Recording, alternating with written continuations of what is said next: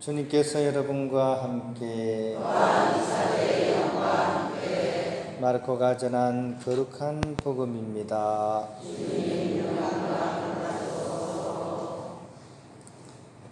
그때 요한이 예수님께 말하였다. 스승님, 어떤 사람이 스승님의 이름으로 마귀를 쫓아내는 것을 저희가 보았습니다.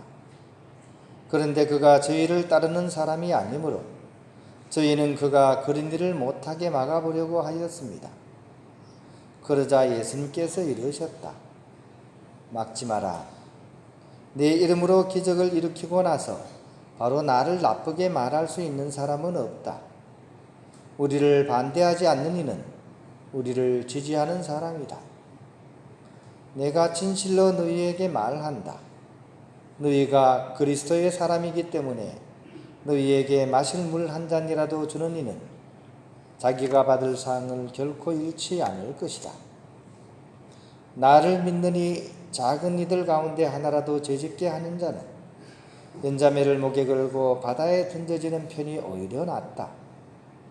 내 손이 너를 죄짓게 하거든 그것을 잘라버려라. 두 손을 가지고 지옥에 그 꺼지지 않는 불에 들어가는 것보다 불구자로 생명에 들어가는 편이 낫다. 내 발이 너를 죄짓게 하거든 그것을 잘라버려라. 두 발을 가지고 지옥에 던져지는 것보다 절름발이로 생명에 들어가는 편이 낫다. 또 내 눈이 너를 죄짓게 하거든 그것을 빼 던져버려라. 두 눈을 가지고 지옥에 던져지는 것보다 외눈박이로 하느님 나라에 들어가는 편이 낫다. 지옥에서는 그들을 파먹는 고더기도 죽지 않고 불도 꺼지지 않는다. 주님의 말씀입니다. 네, 평화를 빕니다. 옆에 계신 분하고 한번 활짝 웃는 얼굴로 날씨만큼 인사 좀 나누겠습니다. 반갑습니다. 네, 안녕하십니까? 이렇게 한번 웃는 게 보톡스 맞는 것보다 나은 거 아세요? 보톡스 맞는 것보다 훨씬 낫습니다. 그래서 자주 이렇게 웃으면서 얼굴이 활짝 이렇게 펴지면 좋습니다. 오늘 복음 말씀이 사실은 좀 무서워요. 그죠? 뒷부분 특히. 그죠? 아주 강력하신 그런 예수님의 그런 경고가 나와요. 그죠? 손을 죄짓게 하거든 어떻게 하라고요? 땡깡 잘라버려. 이거 무서워라. 발이 죄짓게 하거든요. 발도 잘라버려. 큰일 났다 이거. 아이고 더 심각해. 눈이 죄를 짓게 하면 빼버려. 아이고 무서워라. 이거 어떻게 하더라 이거. 예수님 따르다가 절단 나겠다 그죠? 아유 참네. 왜 이렇게 예수님은 강력하게 이렇게 얘기를 하시는 걸까요? 이게 오늘 우리가 풀어야 될 그런 숙제입니다. 왜 이렇게 예수님은 이렇게 강력하게 이렇게 얘기를 할까? 전라도 말로 아싸라게 막 표현하시는 거죠. 그죠? 1차적으로는 제 생각에는 충격 요법이에요. 굉장히 뭔가 이렇게 충격을 꽉 줘가지고 행동을 이렇게 변화시키려는 그런 요법인 것 같은 생각이 들어요. 왜냐하면 제자들이 지난주부터 계속 몇 차례에 걸쳐서 예수님 하시는 말씀을 전혀 못 알아듣고 있습니다. 지난주에도 그랬죠. 예수님이 막 말씀을 하셨는데 사람들이 못 알아듣습니다. 특히 제자들이. 그것도 예수님께서 내가 장차 순환을 당할 거고 그 순환과 죽음을 거쳐서 부활로 내가 가게 될 것이다. 이렇게 예고를 계속 하는데도 불구하고 못 알아들어요. 일단 사도 베드로가 벌쩍 뛰었죠. 절대로 그런 일이 있어서는 안 됩니다 하면서 막 벌쩍 뜁니다. 그랬다가 이제 예수님한테 막 한 소리 듣죠. 사탄아 물러가라. 너는 하느님의 일을 생각하지 않고 인간의 일만 생각하는구나. 한 소리 들었어요. 수제자가 막 쫑크를 받아가지고 한번 이렇게 지어바뀌었습니다. 그래도 또 못 알아듣는 거예요. 2차 순환 때. 2차 순환 때도 제자들은 예수님이 뭐 순환 얘기하고 말고는 아무 관심이 없습니다. 오로지 관심은 나중에 예수님이 왕이 되면 누가 더 높은 자리에 올 것인가. 누가 더 큰 사람인가 이걸로 지난주에 막 싸웠습니다. 아주 싸움박질까지 났어요. 그래요. 시무룩한 모습이 지난주에 나왔습니다. 이 제자들 상황이 이러니까 예수님께서 우리 흔히 하는 얘기로 좋은 말로는 안 되겠다. 좋게 얘기해서 안 들리니까 좀 세게 얘기해야 되겠다. 그래서 오늘 복음 말씀에는 사실 그런 내용이 좀 강한 말투 속에 들어가 있는 거죠. 근데 이거는 뒤집어 보면 뭡니까? 진짜 제자들을 혼내기 위해서 그런 걸까요? 밑에 제가 전시장 준비한다고요. 전시 이제 책상을 막 닦다가 보니까 책상에 뭐라고 적혔더라고요. 제발 말 좀 들어라. 누가 썼는지 책상에 제발 말 좀 들어라. 누가 썼을까요? 선생님. 학생들 보고 그죠? 제발 말 좀 들어라. 선생님이 썼는지 아이가 썼는지 모르겠어요. 글자가 삐뚤삐뚤하더라고요. 근데 이게 뭡니까? 정말 혼내키는 말이에요?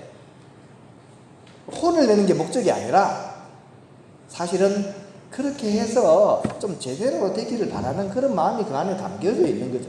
그래서 오늘 말씀은 그런 차원에서 바라봐야지 제대로 이해가 됩니다.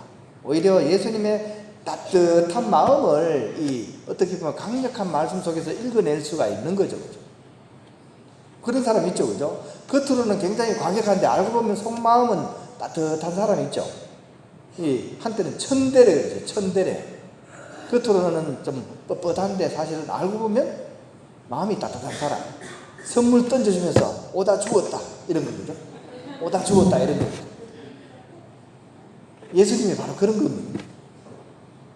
즉 순환과 부활의 의미를 깨닫지 못하는 그런 제자들의 질책을 하지만 사실은 그 마음 안에는 그들이 마주하게 될 그런 현실에 대한 안쓰러움, 약간 그런 부분이 들어가 있는 것입니다.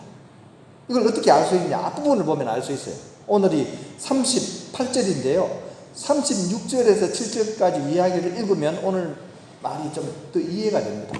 36절에 뭐가 있느냐 하면 어린이 하나를 딱 불러서 세운 뒤에 누구든지 이 어린이 하나를 나의 이름으로 받아들이는 사람은 당신과 하느님 아버지를 받아들이는 사람이다 라고 선언을 하셨어요.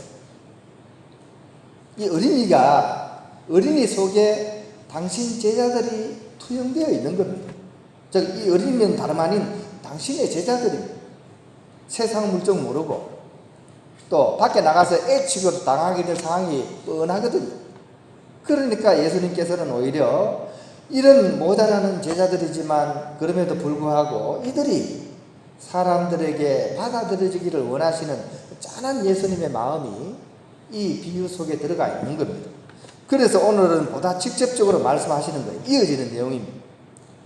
너희가 나의 사람이라고 해서 누가 물 한 잔이라도 떠주면 그 사람은 결코 자기가 받을 상을 잃지 않을 것이다 라고 이렇게 부언 설명을 해주는 겁니다. 그런데 이 상황을 한번 생각해 보세요. 당신이 이제 조금 있으면 이제 순환을 겪고 십자가를 지고 돌아가실 상황인데 이때 당신의 상황보다도 이 제자들의 그런 상황에 대한 염려와 또 걱정을 하시는 이런 예수님의 마음을 우리가 읽을 수 있어야 해요. 예수님의 사랑은 바로 이런 사랑입니다. 이것을 바탕으로 우리가 들었던 그 강렬한 메시지를 다시 읽어보면 그 뜻이 다릅니다. 손 잘라내라, 발 잘라내라. 이 벌의 강조가 아니라 제자들이 수도 없이 넘어질 거예요, 앞으로. 그죠? 수도 없이 넘어지고 엎어지고 할 겁니다. 도망가고 할 겁니다. 그럼에도 불구하고 끝까지 포기하지 않고 다시 일어나서 한 발 디디고 새롭게 걸어가기를 원하시는 그런 예수님의 마음이 이 강렬한 표현 속에 들어가 있다는 것입니다. 우리가 이 마음을 알면 우리 또한 어떤 상황과 처지에서건 새로운 한 발짝을 디딜 수 있는 그런 희망이 생긴다는 것입니다. 가족 수도에 어떤 수녀님이 당신의 어떤 체험을 적은 글을 읽었습니다. 이분이 처음에 수도원에 이렇게 들어왔을 때 이제 지원자라 그러거든요. 처음에 들어오면 지원자를 맡은 수녀님이 이런 얘기를 하시더래요. 수녀님들 이제 아직 수녀님은 아니죠. 자매님들 죄송해요. 대뜸 처음부터 죄송해요. 왜 죄송하다가 제가 수녀원 온 지 7년밖에 안 됐습니다. 그래서 많이 부족할 거예요. 이렇게 얘기했습니다. 이 얘기를 듣고 이 수녀님이 많이 놀랐대요.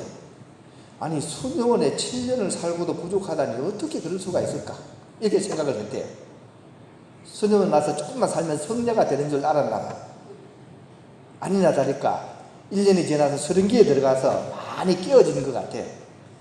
자신이 처음에 수녀원 올 때 가졌던 그 꿈과 이상에 비해서 너무나 초라하고 보잘것없는 자신을 맞닥뜨린 거예요. 그 자신이 민낯을 보고 너무 실망을 해서 기가 죽어 있을 때 어느 선배 수녀님이 이런 얘기를 했더랍니다.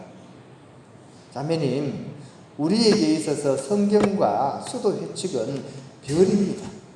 근데 그 별은 내가 따야 되는 별이 아니고 나에게 길을 알려주는 별입니다. 이렇게 얘기를 했습니다. 그래서 그걸 따지 못했다고 애태우지 마세요. 이 별을 보면서 걸어가면 되는 겁니다. 이런 얘기를 해서 많은 위로를 얻었다고 합니다. 그래서 그런 마음으로 몇십 년을 살아보니까 이제 본인이 이제 아시는 거예요.